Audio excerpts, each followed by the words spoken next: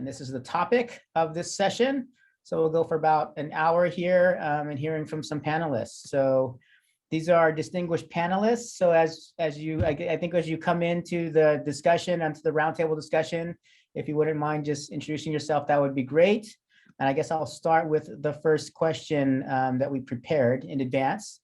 If I can get to the right page, where did it go? So I think that the first slide is really just about unpacking what's happening with these proposed changes. And I think we have Phyllis, you starting off. Is that correct?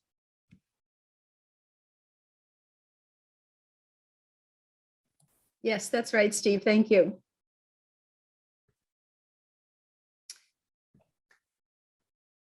Oops.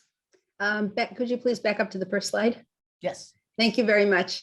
And thank you for having me today as part of your roundtable. For those of you who don't know me, just a very quick introduction. I'm Phyllis Jacobson. I'm an administrator in the Professional Services Division of the Commission on Teacher Credentialing. I've been with the Commission since 1998, and my present assignment is entirely, or primarily, I should say, in the area of early childhood education. Next slide, please. So the context for my part of this presentation is, in a nutshell, that there's a looming teacher shortage. We estimate that 8,000 to 10,000 new teachers are needed just for Universal Transitional Kindergarten, or UTK, alone. We know that enrollment in our teacher prep programs and child development permit programs are not enough to meet both the current and the projected needs. We know that we need to find some additional sources of teachers to fill these slots. And it's going to only get worse if the federal effort to promote universal pre-K is also moving forward at the same time. And so we need to think about not just what universal TK and what universal PK might look like, but what's going to be left for the California State Preschool Program when all of these other changes happen. Where are we going to find these teachers? Next slide, please. Well, it might be helpful to see what credentials we have already that authorize people to serve in these positions. We do have the child development permit that you're all familiar with, the 6-level permit. And that basically authorizes people to serve in center-based childcare and development programs, but not to teach in K-3.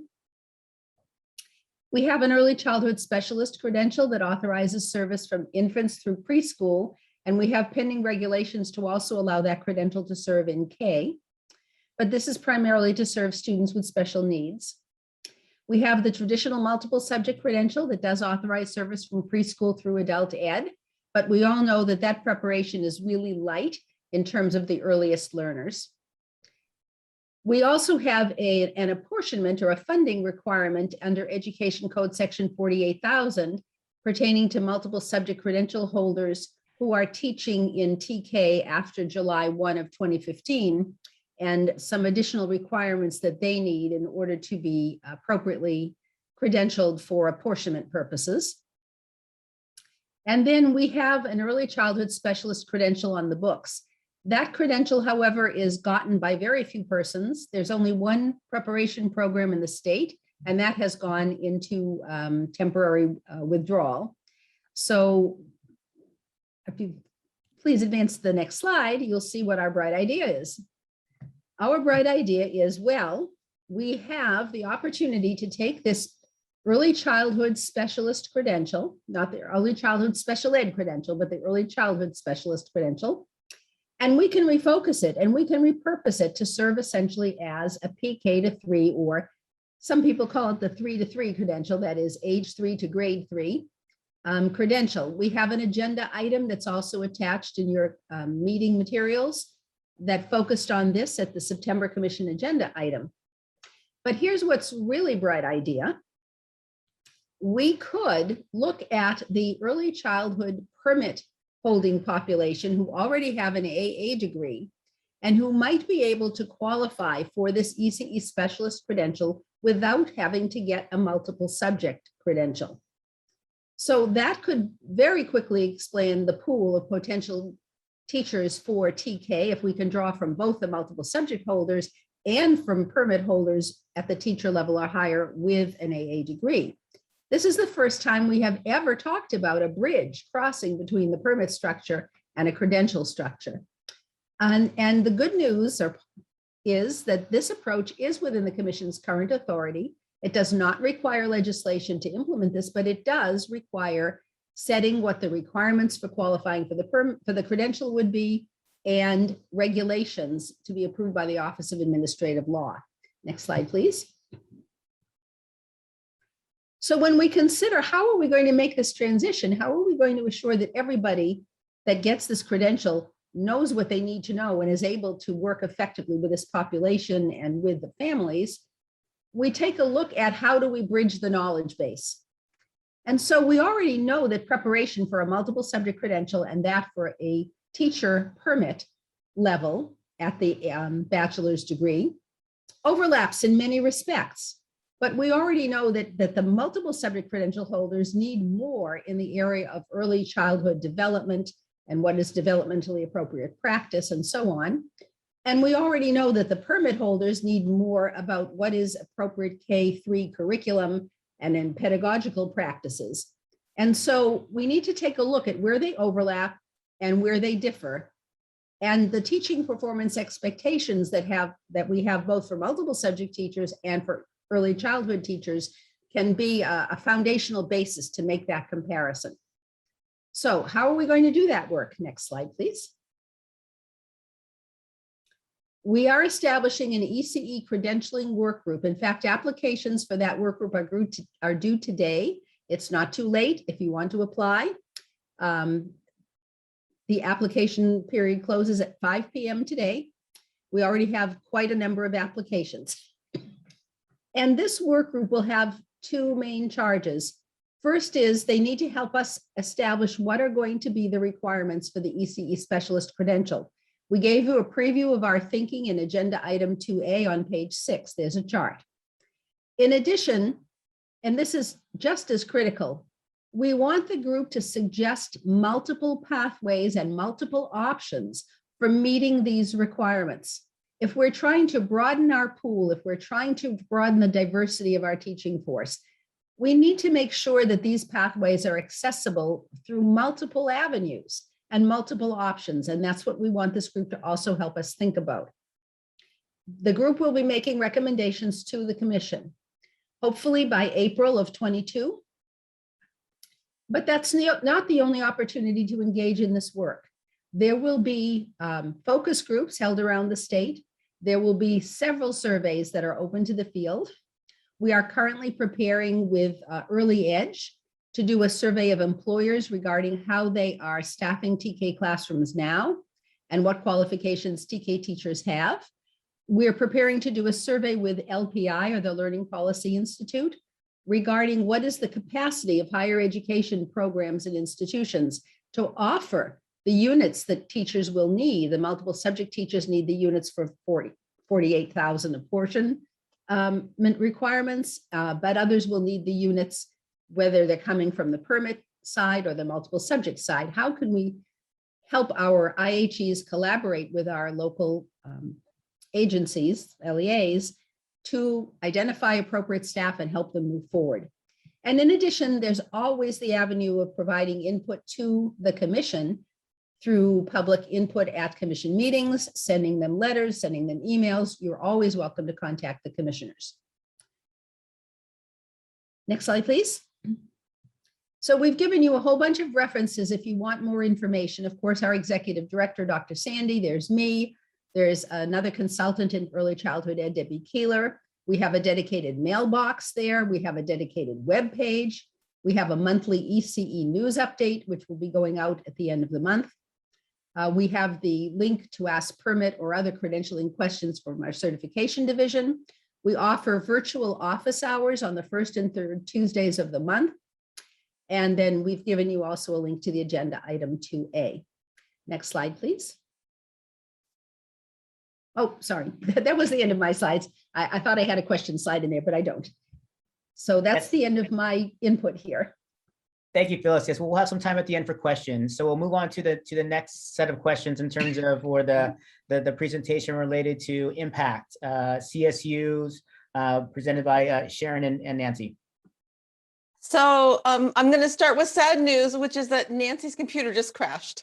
Oh, no. So, so at the moment you've got me. At any given moment, Nancy might be back, but I can't swear that it's going to happen in the time frame of this presentation. So I apologize for that. So hi, I'm Sharon. You just have the Sharon half of the Sharon and Nancy from Cal State Fullerton Child and Adolescent Studies.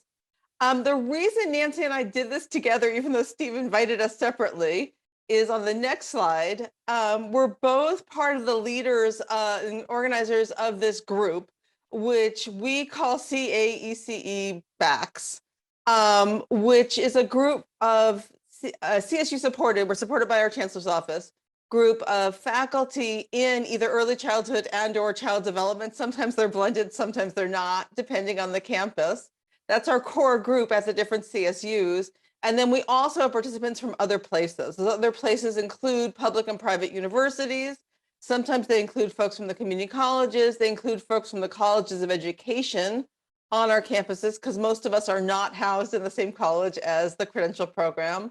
And they include folks from the liberal studies programs. So that group does have a listserv where we send out random things of interest related to bachelor's and progression through the bachelor's to other places like a credential. If you wanted to be added to the listserv, you certainly can. You would be emailing Nancy and she will get you added. So her email address is there on the slide.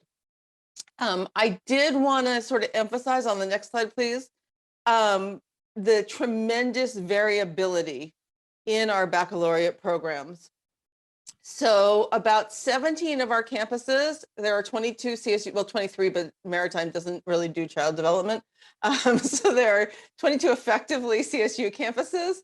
17 of them have a major that sounds something like early childhood education, early childhood development, child and adolescent studies / early childhood, something of that ilk. 16 of them have a general child development major. Only 7 of them have a program that's specifically called child development with a focus on elementary school settings. So that makes it sometimes hard for people to see child development or early childhood as a pathway through to a credential. That can be challenging for us. I totally agree, Kathleen, that I want to be at the ocean-based preschool. So, and as I mentioned before, we're mostly not in the same program, same college, same organizational unit as our credential programs. Next slide, please. What we're really seeing, this CSU group are really seeing as the way to move forward for our field is what we're calling a 2+2+1 model. So we want to take the idea of an ITEP program, which blends a bachelor's degree and a credential program a step further, and say, how can we get students started at the very beginning in some program that would include the content from an associate's degree and include the content from a bachelor's degree and included the needed content Phyllis was just talking about to get them either to that early childhood specialist degree or to a multiple subject credential, depending on the age range that they really see themselves as teaching. Next slide, please. So that's going to be in some ways easier for us with the new early childhood specialist degree than it has been with the existing multiple subject credential degree. And the reason for that is this. The vast majority of our campuses, because most of them have a general child development degree and most of them have an early childhood development degree, accept the ADTs from those 2 areas. They mostly do not accept the ADTs from the elementary. They don't see themselves as a course match with the ADTs from the elementary pathway. That's a combination of 2 things that has tended to default to liberal studies. And so programs like myself, who does have an emphasis in elementary school settings, had to fight to get the elementary ADT matched with us. We successfully fought, we successfully won, yay. But it wasn't easy, it wasn't straightforward. It will be easier and more straightforward for sure with early childhood and child development.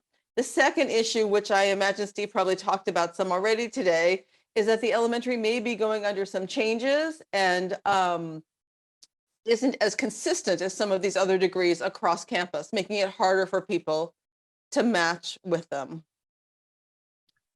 So for those folks who are seeking that early childhood, oh, sorry, back up. Let's go to the next slide. So like I said, we're seeing this as an integrated teacher education programs, or ITEP, being our best way forward. They already blend a baccalaureate and a credential. Obviously, you're not getting to the baccalaureate without your lower division coursework. So it stands to reason we'd have a more efficient pathway if we blended the whole thing. Right now, ITEP programs are really most common with special education credentials. That's partly because the state put a lot of energy into blending the bachelor's degrees with the special education credentials. They haven't put these equivalent information in, energy and resources in with a multiple subjects program. But there's no reason that the model we've successfully used with special education could not also be applied to the early childhood specialist credential. In fact, in a lot of ways, it would be easier because we already have that existing course match with the ADT for early childhood and the bachelor's degrees. And as Phyllis pointed out, that 3-to-3 pedagogy is kind of a new packaging for our system. And so there's no reason we couldn't be developing that new package in the context of these ITEP programs we'd like to see. So we wanted to talk to you a little bit more about that 2A vision that Phyllis presented to you. Can I have the next slide, please? So we wanted to highlight the two pathways. So Phyllis pointed out that I proposed that there would be a pathway to get this early childhood specialist from the multiple subject teaching credential, and there would also be a pathway from the child development permit. And there's a lot of latitude in that because it's a teacher permit or higher. So it would be good for a wide swath of our early childhood folks. The challenge is fitting that together with AB 130. Can I have the next slide, please? So AB 130 proposed several different ways, or changed the law, created several different ways to show subject matter competence. And so in order to show multiple subject matter competence right now to get a multiple subject credential, there are these ways. If you're going liberal studies, you have what they call a blanket degree pathway, that they say that degree is an interdisciplinary degree and is automatically approved as showing subject matter competence for multiple subjects. They did that only for liberal studies, explicitly liberal studies. So even programs that are called liberal arts are not currently getting that blanket degree pathway. Certainly programs that are called child development, elementary school settings, not getting that pathway at this time, although we're certainly working on it. The second one is a subject matter preparation pathway. That's a big set of classes, usually around 130 units. That gives you your bachelor's degree and all of your GE, and also certifies you as being competent in multiple subject matter.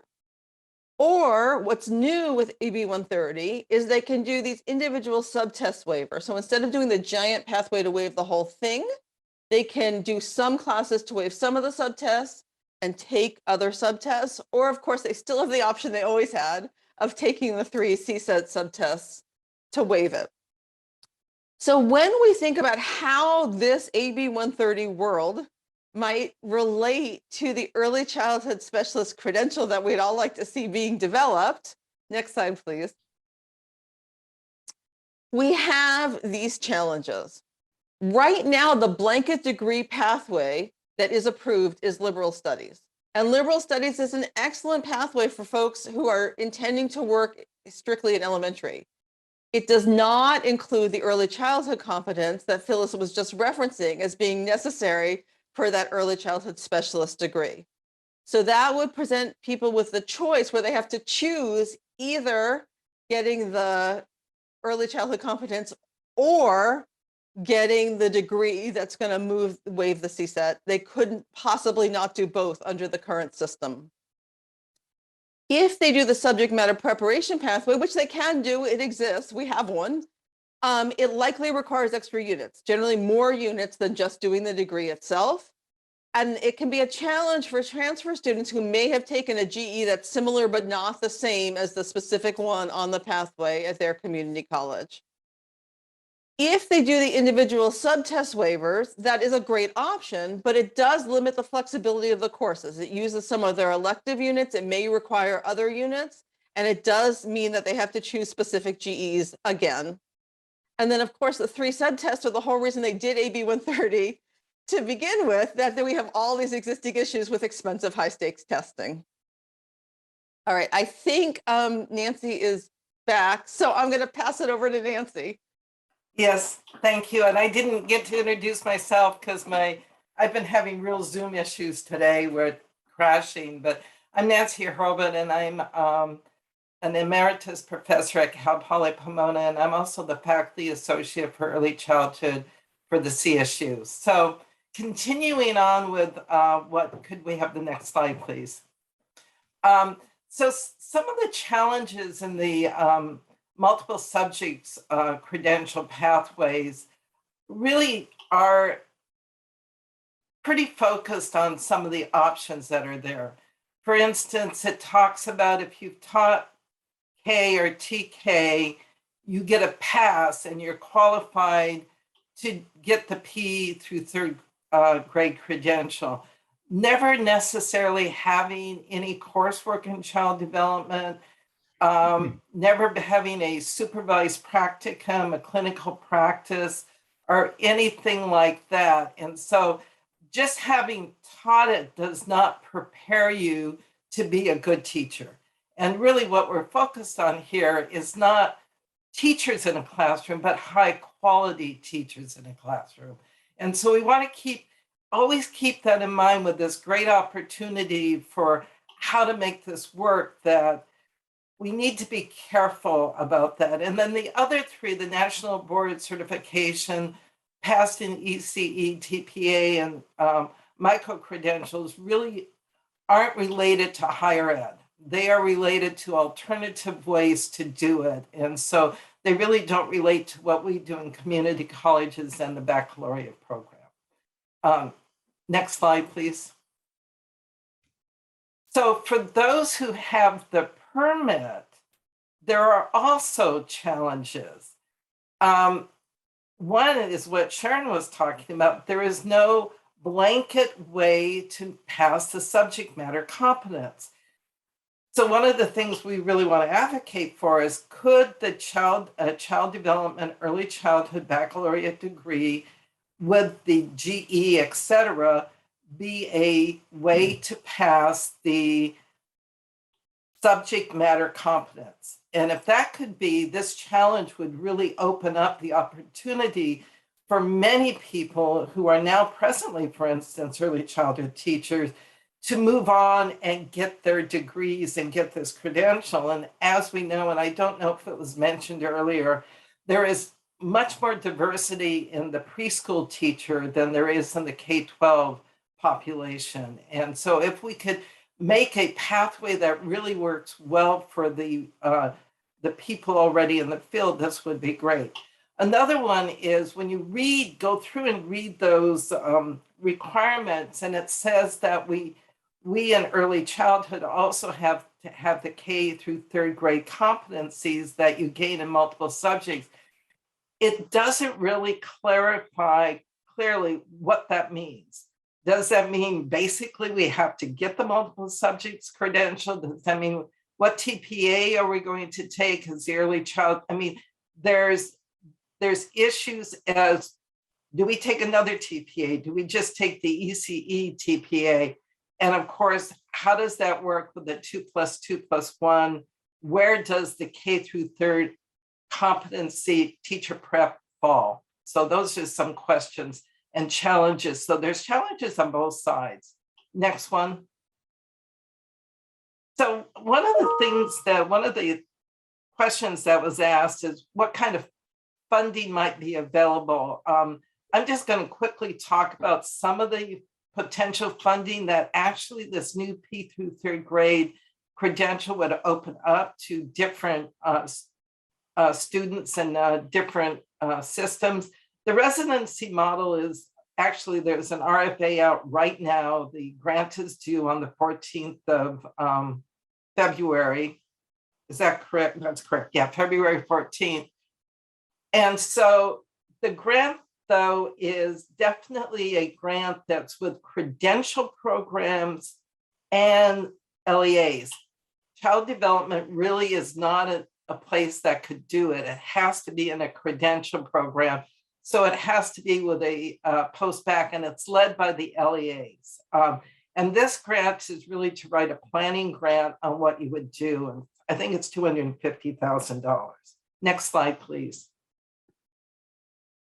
So some other funding resources, there's state grants. I just mentioned the California Teacher Residency. CDE is working on some workforce grants that will be coming, RFAs will be coming out very soon. The first one will be about the LEAs again. The second one says it'll be competitive. I don't quite know what that means.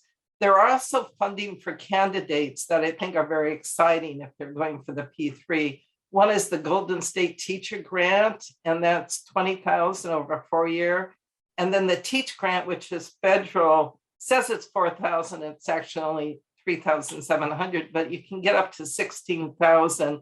And the one I forgot to put on there right now, from July 20th, July 1st to the next June 22, there is a fee waiver for your permit, your credential, anything. CTC is giving you a permit waiver. So good time to get your permit or get your credential or whatever going forward.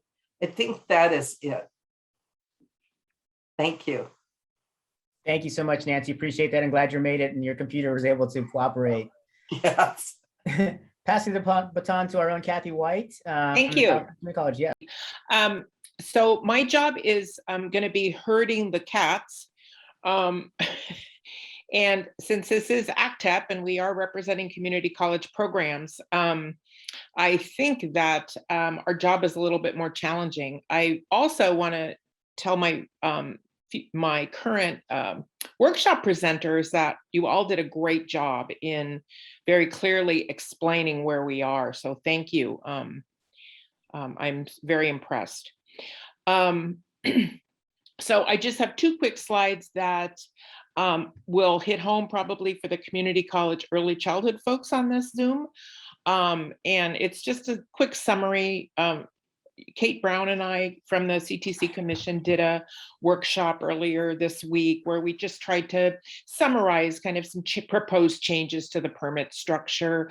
And I'm mentioning this because many of our community college students, whether they're in the ECE or elementary ed pathway, they do get a permit. And the reason why is that they need jobs and they need pipeline jobs while they're in school. So just quickly, there's a proposal to eliminate the assistant teacher level in the permit to ensure that the associate teacher level is supervised, to incentivize both the teacher and master teacher levels to have an AA or AS degree within specific times.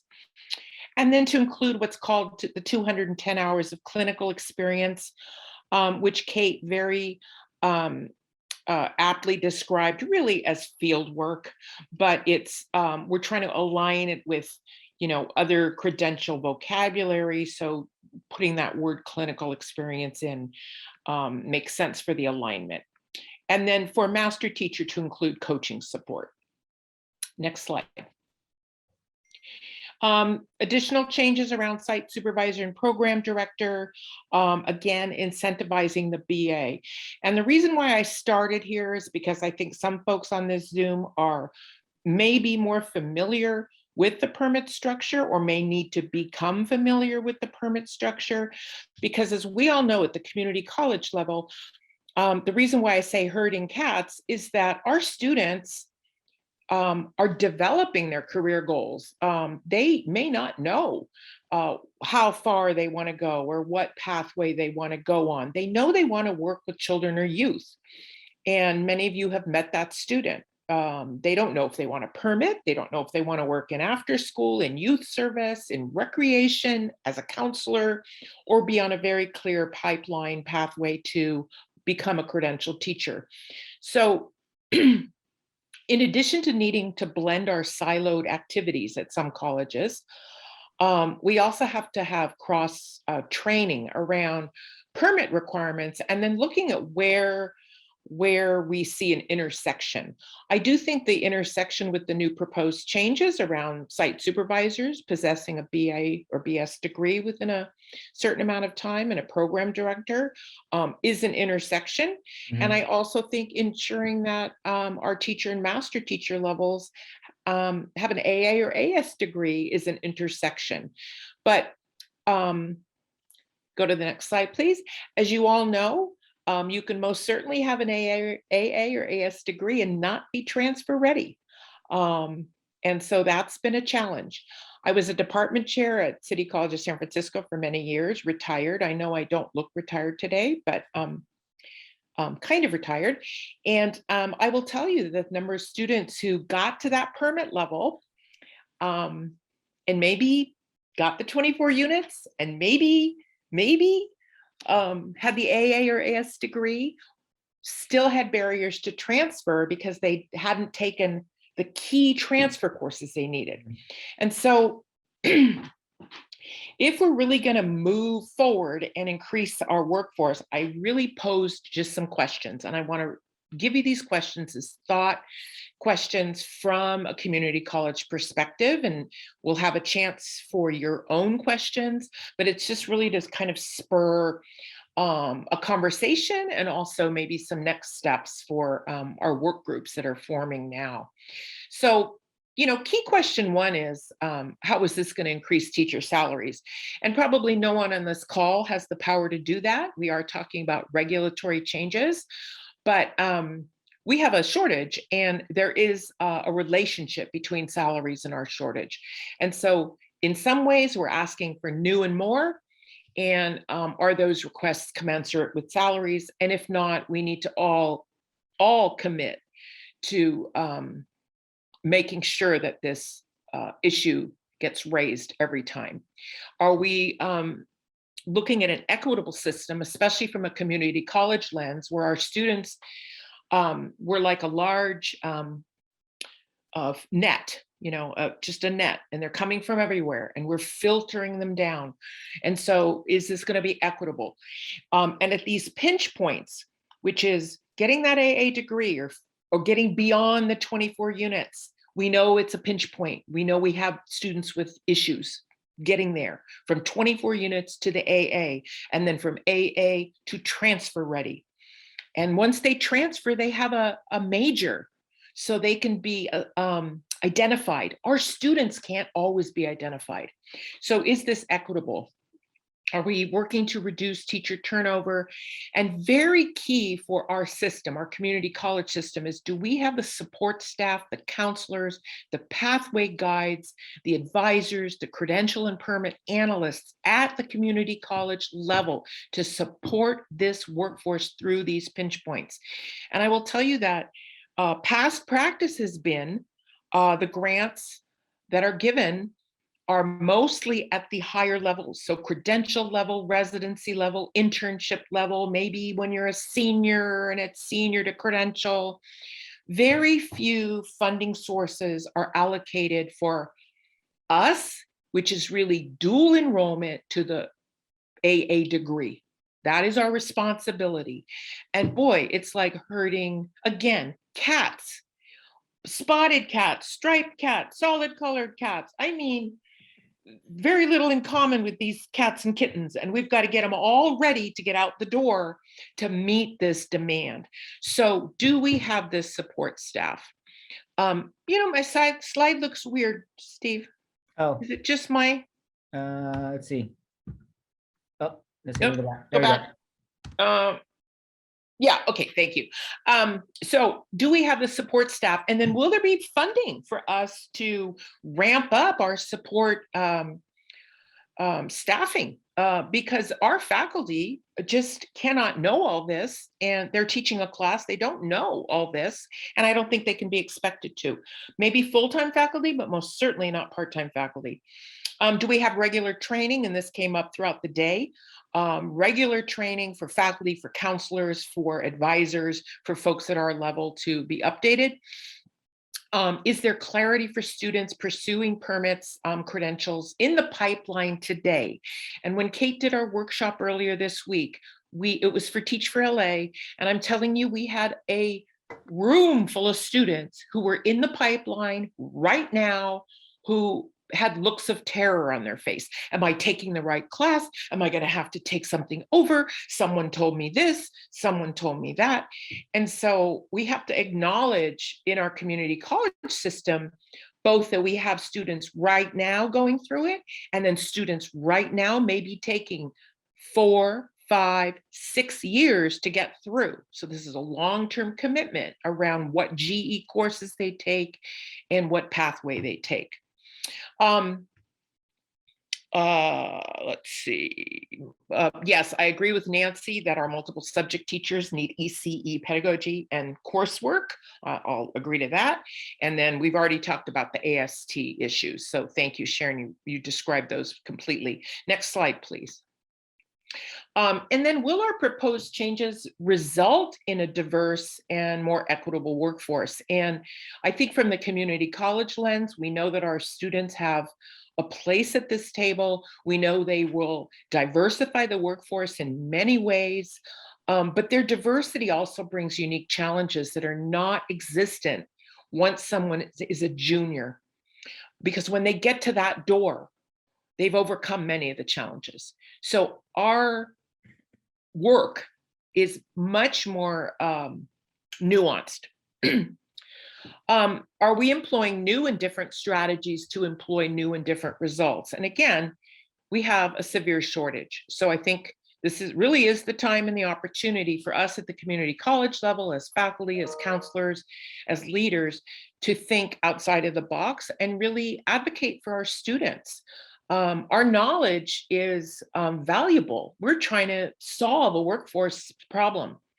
I do want to mention, I put the word sector in here a few times, and I do want to mention a conundrum. And Nancy mentioned, I think that, ECE and then education and how they're kind of viewed differently. At the community college level, child development and ECE are considered career technical ed pathways. Education tends to be considered a transfer pathway unless it's tied to a job that students can get while they're at community college. And what that means is that there's more money available for career technical ed pathways, and more attention and more data around student success and placement. So they are intentionally sometimes in different areas because they're categorized differently.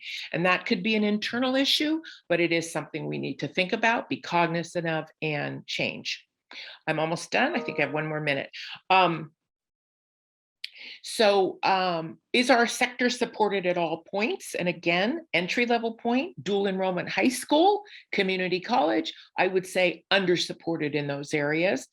We also are where many career changers come for remediation because they might be missing some key courses. So I often heard as a chair from non-enrolled students, they weren't enrolled anywhere, but they may have been a BA holder in fashion or art, and they needed remediation. They needed to know what they needed to do. Whose job is that to help them on a case-by-case basis? Very often it falls at the community college level. Another thing is we've talked quite a bit about the impacts of this new pre-K credential on infant toddler teachers. I think our ECE workforce is really concerned about that. Are we going to take all the BA holders from the infant toddler world?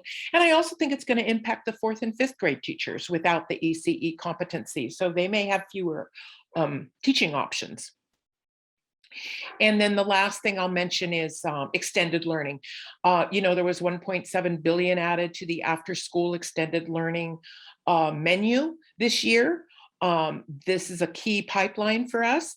And how are we folding our after school workforce into this pipeline, knowing that they again have majors and coursework from all over the place. Art, PE, recreation, psychology. I mean, we thought ECE was complicated. So we need to be broader thinkers around this workforce. So I'm sorry I gave you lots of questions. I think it's time now to hear from the questions from those of you on the Zoom. But I think from the community college lens, we're going to have the most questions, and we'll probably be dealing with the most diversity and diverse needs.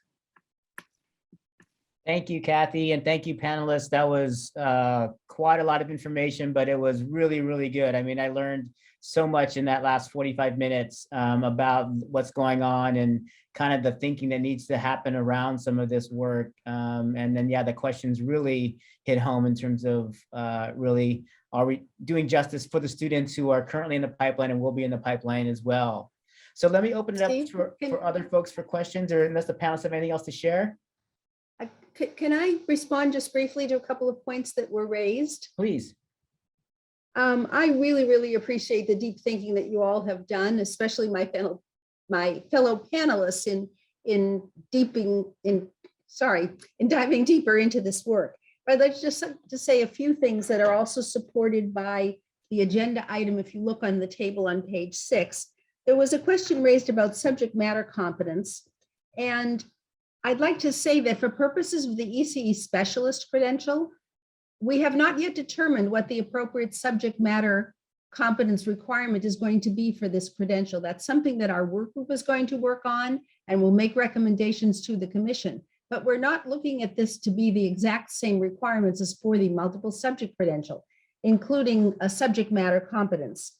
In terms of meeting the subject matter competence requirement, the new options under AB 130 allow for looking at prior transcripts of coursework already completed and seeing if that coursework, no matter where it was taken or what the name of it, well, it has to be regionally accredited units, but regardless of what the course is called, whether the content of the course addresses the subject matter requirements adopted by the commission for the credential. We haven't yet adopted subject matter requirements for the ECE specialist credential, but when we do, candidates keep in mind that those coming from the permit pathway will have 24 units of ECE. They'll have 16 plus units of general ed. They'll have a bachelor's degree.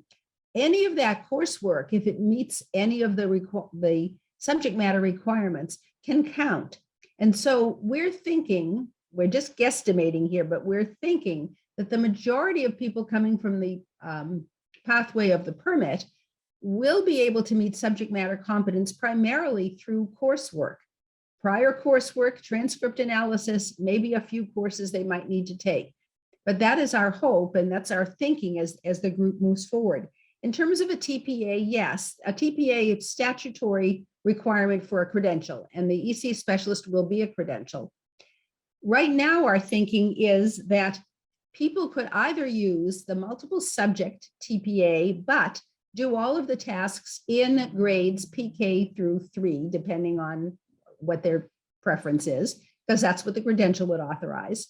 Or they could do the ECE TPA and expand that to a higher grade than just PK. So we're trying to think again in terms of multiple options for people to meet the same requirement. There was a question about the child development permit, and I put an answer in the general chat that we're not at the moment moving those recommendations forward, but we will get back to them. Thank you, Phyllis. Alice, and then Nancy. Yeah, my question has to do with, if we start talking about using coursework, is the demand going to be that it be a B or better in that coursework? And because I kind of feel like with the basic skills requirement, we've traded one thing for another in that they can bypass the exam, the CBEST, but they have to get a B or better in math and English classes. And so if we start looking at details of coursework, is it going to demand that it's a B or better? The other thing I wanted to mention is that I went into assist.org and been collaborating with one of our counselors and saw that it really isn't that hard for a person with an ADT and in ECE to transfer to a liberal studies degree pathway. It really, you have to make sure that they get a few specific courses. And so and I was really glad to see that, because it means that I can give my ECD students who want to get the elementary ed degree a pathway that way. But I also want to agree with what Kathleen said about counseling support for this. And, you know, if we could revive the old professional development coordinator position, it's even more critical now than ever before if we're going to have this credential pathway. Somebody who's really knows how to advise students on the correct coursework so they can hit all these benchmarks, because they really have to start planning from day one. Thank you. Nancy? Yeah, a couple of things that, you know, Phyllis, we do know there are alternative ways to meet the subject matter. One is to have our analysts approve the coursework. The problem with that is the amount of work it will take for our analysts who have a lot of work already to add additional, you know, when we have a lot of students graduating, that's a lot of work. I know that's a pathway. It's just not a very viable pathway financially for our systems. That gets back to what Alice said. We need enough staff to do this well. The other thing I want to speak is I know that people with the ECE ADT can go and get a liberal studies. My concern is, you know, if you listen to the National Association of the Education of Young Children, and they just had a meeting of the role of higher ed, 24 units is just basic child development. It really doesn't prepare somebody to be a quality early childhood teacher. It prepares them and I am concerned that that will be the pathway because it's an easier pathway than to get a BA in early childhood. So I just want to say that that's a big concern many of us have in those of us who are already training. And we do have pathways like Fullerton and Cal Poly. Cal Poly is putting through the system, accepting the elementary ed ADT into our early childhood program as part of a way to combine those things. Anyway, I just think this is a broader conversation than I get the accessible multiple pathways, but I also really want to make sure our teachers are very well trained. Well said, Nancy. Thank you. And I agree. I mean, having sat in these conversations, and there's the distinct worlds between the early childhood permits and the EDU, and this is like the blend between the two, right? I mean, this is actually where the two, I think, really need to come together in terms of subject matter preparation and professional preparation in early childhood. And so, I think hopefully that these barriers will come down. And I'm not quite sure what the challenge has been in previous discussions, whether it's been territorial or it's historical or those kinds of things. But this is really where the two must meet, right? Because we absolutely need to have strong subject matter prepared students as well as prepared in early childhood to serve in these capacities as well. So, I mean, I'm hopeful that what Nancy just shared about trying to figure out a way to blend these two into a pathway that works for both, and it's not something that's done retroactively when the student shows up for the permit and they have to do a transcript analysis. It's something that's it leads them down the pathway to where we're going. And I know Sharon talked about the integrated programs, and those are good programs, but when our students take a long time to progress through those, sometimes the blended piece of it just doesn't fit with their lives of having to work and go to school and manage their families. And so trying to figure out a way to not just go 2 + 2 + 1 and make it a 5-year, kind of squish it together, but make it a pathway that can be done at any time frame, right? And getting a student to that point whenever they need to get there. So those are the points that I wanted to share as well. And you're right, the counseling piece of it is really critical. Nancy? I just want to follow up from what you said. We were just in a meeting with Dr. Marquita Greneau-Shire from the CSU, and she just said this is the opportunity to not be stuck where we are, but to go somewhere else and to work together. And I think you hit it right there. Where we need to do is really think about this opportunity as a way to really move somewhere different. I like that. Thank you. Yeah, thank you. Other questions or comments?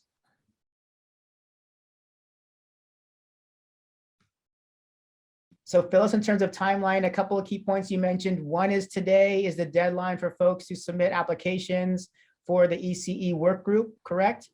That's correct. And then the next time this will be reviewed will be so the timing is hopefully somewhere in the spring that this will actually come out to some point of recommendations made to the CTC to move Well, forward. in the interim, there are public input opportunities that are going to be happening between now and then. And as the work group meets, the work group will have 5 meetings between now and March.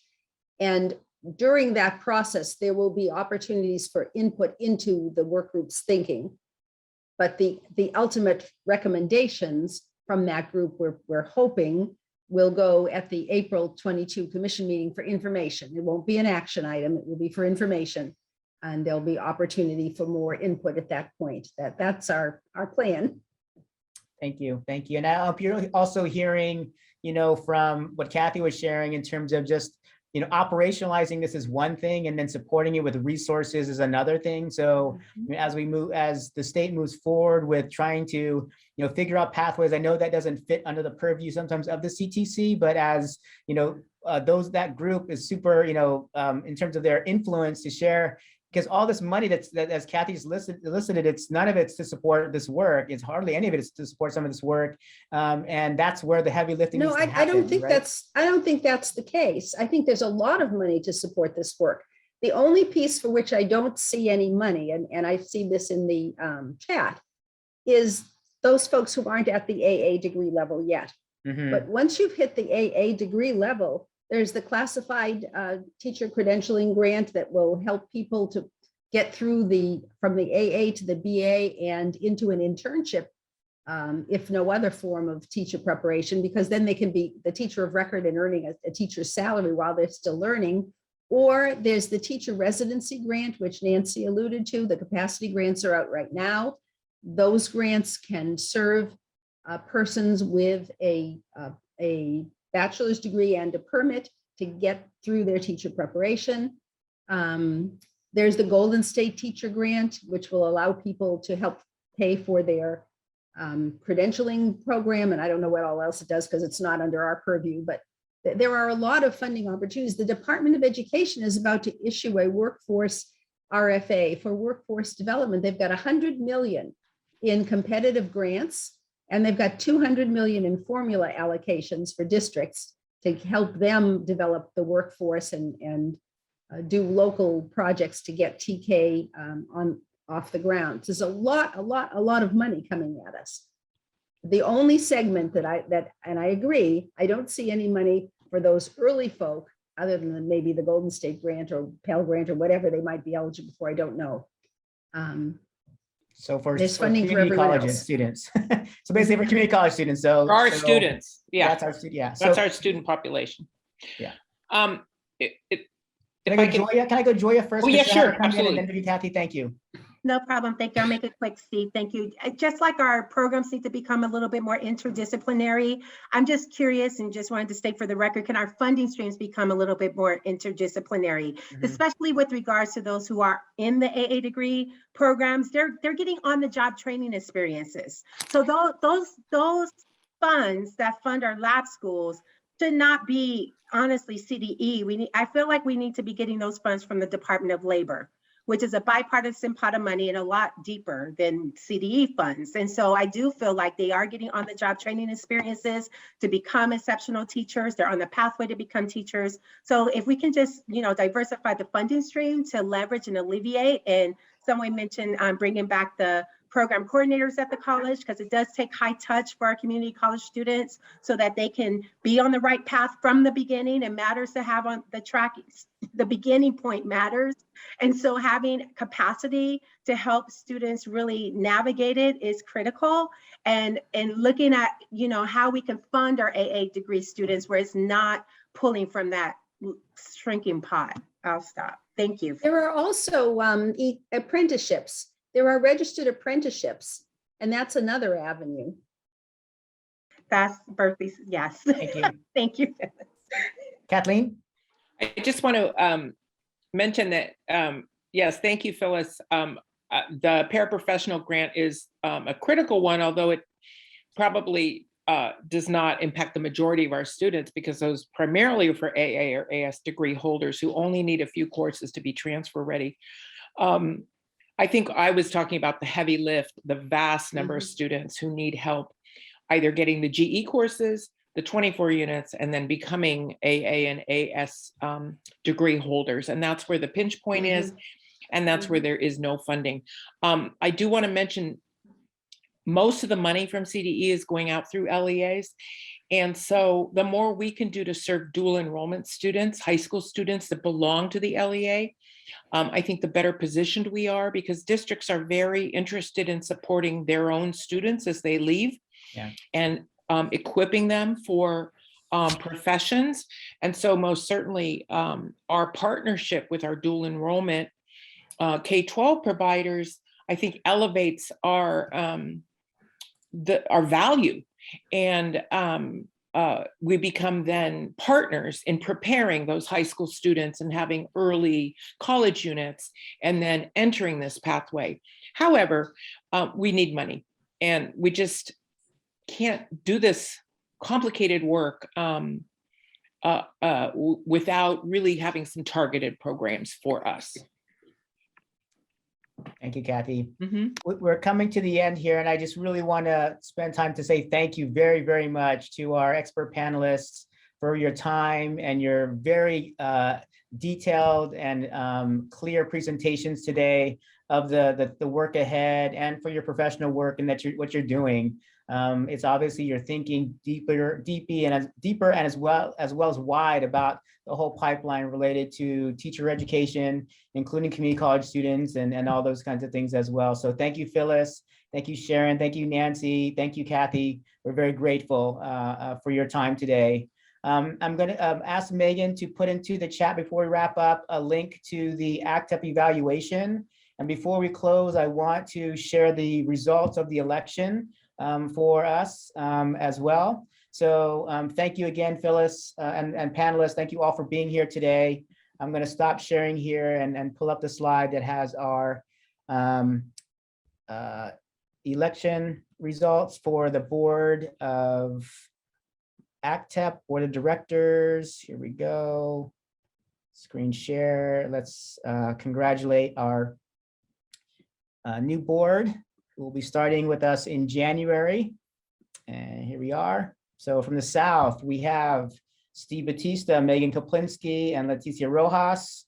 And from the North, we have Joya Chavarin and Alice Hale. So congratulations. Welcome to the Board of Directors for ACTEP. We'll definitely be in touch about transitioning into your role in January, but we are very grateful for your willingness to serve.